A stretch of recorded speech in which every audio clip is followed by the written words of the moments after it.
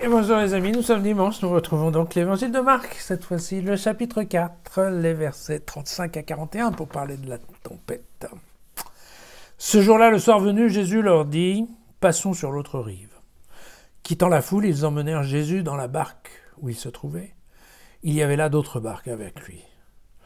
Survient un grand tourbillon de vent. Les vagues se jetaient sur la barque, au point que déjà la barque se remplissait, et lui, à l'arrière, sur le coussin, dormait. Alors ils le réveillent et lui disent « Maître, cela ne te fait rien que nous périssions ?» Alors réveillé, il menaça le vent et dit à la mer « Silence, tais-toi !» Le vent tomba, et il se fit un grand calme. Jésus leur dit « Mais pourquoi avez-vous si peur? Vous n'avez pas encore de foi ?» Ils furent saisis d'une grande crainte, et ils se disaient entre eux « Qui donc est-il pour que même le vent et la mer lui obéissent ?» Alors, on a toujours un peu de mal avec ce genre de miracle qui nous paraît tellement irréel. Et pourtant, c'est quand même, en fait, tout à fait simple. L'auteur nous met dans une situation où on se retrouve face à face. D'un côté, l'incrédulité et la faiblesse, on va dire comme ça, des disciples. Et de l'autre, le calme et la tranquillité de celui qui croit. On peut me dire ça comme ça. Alors, qu'est-ce qu'a fait Marc? Il a récupéré des traditions anciennes. C'est pas lui qui a inventé cette histoire de tempête et de bateau.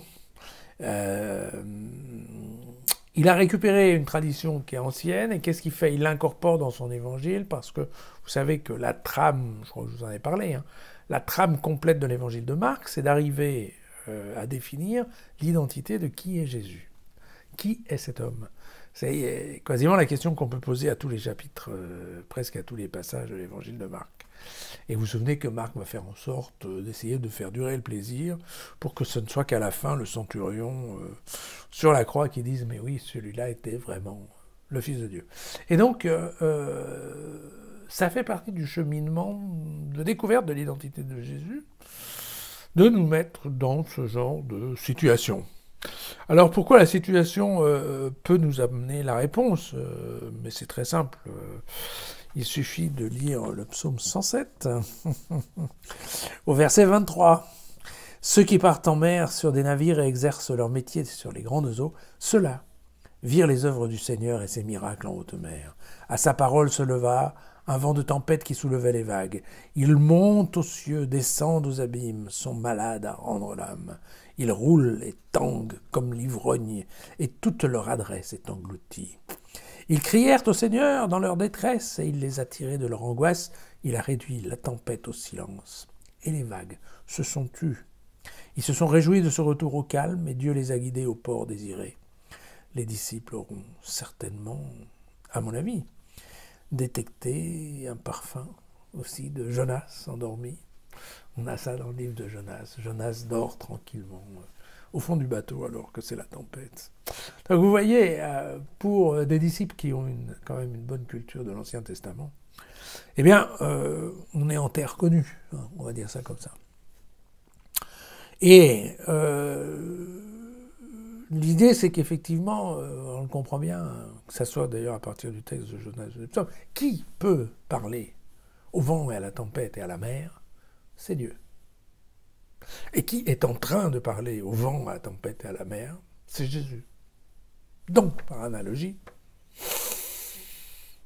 on peut en déduire que Jésus, si ce n'est pas Dieu, c'est donc son Fils. Pour simplifier. Alors, les disciples ont-ils compris? Eh bien, probablement oui. Parce que si vous lisez bien le texte, en fait, ils ont peur. Donc, ils ont peur. Ils ont eu peur dans le bateau. Mais une fois que Jésus a appelé la mer et qu'elle lui a dit de se taire, ils furent saisis d'une grande crainte en se disant « Qui est-il donc ?» Eh oui, la grande crainte. Mais c'est la crainte devant Dieu. Vous savez que ça, on le retrouve un peu partout dans l'Ancien Testament. Vous savez que l'homme ne peut pas voir Dieu. C'est interdit. Il faut qu'il se voile le visage. Et donc, tous les hommes, quand ils rencontrent Dieu, en fait, ils ont peur. Même Moïse, il avait peur. Il est resté uniquement parce que le buisson ardent a parlé. Et donc, C'est ça l'idée. L'idée, c'est qu'en effet, ils ont compris, et donc ils ont peur. Parce que quand on est en face de Dieu, on a la trouille, tout simplement. En tout cas, à cette époque-là, c'est comme ça. De nos jours, on le rencontre de moins en moins, alors on est un peu moins touché. Je crois que la crainte de Dieu, c'est pas quelque chose qui déborde en nous. Mais à l'époque, oui, c'était sérieux. Et donc, probablement, en effet, ils ont deviné, même s'ils ont rien dit. Alors, bien sûr, c'est un passage qui est aussi écrit à destination des missionnaires, hein, puisque l'évangile de Marc, en tout cas cette partie des paraboles, elle est vraiment, dans le chapitre 4, c'est vraiment destiné aux apprentis, aux futurs missionnaires. Et donc, bien évidemment, il y a une autre portée qui est derrière, qui est... on peut regarder le texte en faisant attention à la petite question des disciples qui disent « Mais dis donc, ça ne te fait rien qu'on soit en train de couler ?» Et Benoît XVI avait réfléchi sur la question de Dieu pendant la Shoah, en se posant la question « Que faisait-il » Lui, il dormait sur son cousin. Et vous voyez, c'est ça en fait. Quand les communautés chrétiennes souffrent, on a l'impression parfois que Jésus ne fait rien. Voilà, à ceux qui pensent que Dieu ne s'occupe pas forcément de tout dans notre vie, comment doit-on prendre ce texte? Probablement le calme de l'exemple. Mais on se rend bien compte qu'on touche là à un point qui est un peu délicat. On se rend bien compte, Jésus ou Dieu a le pouvoir de résoudre les problèmes, mais on a l'impression qu'il n'a pas envie de les enlever. En un mot, c'est pas parce que Dieu a la force de calmer la tempête que pour autant il n'y a plus de tempête. Et donc, nous, hommes, petits hommes là-dedans, il ne faut pas qu'on prenne non plus nos vessies pour des lanternes, hein, c'est un peu ça l'idée, quoi. Pas s'imaginer que parce que Dieu a un pouvoir supposément infini, que ça va régler tous les problèmes. Non. Donc, nous, on n'aura pas forcément tout le temps Jésus dans la barque. Donc, il faut qu'on apprenne à réagir, et à réagir probablement par le calme.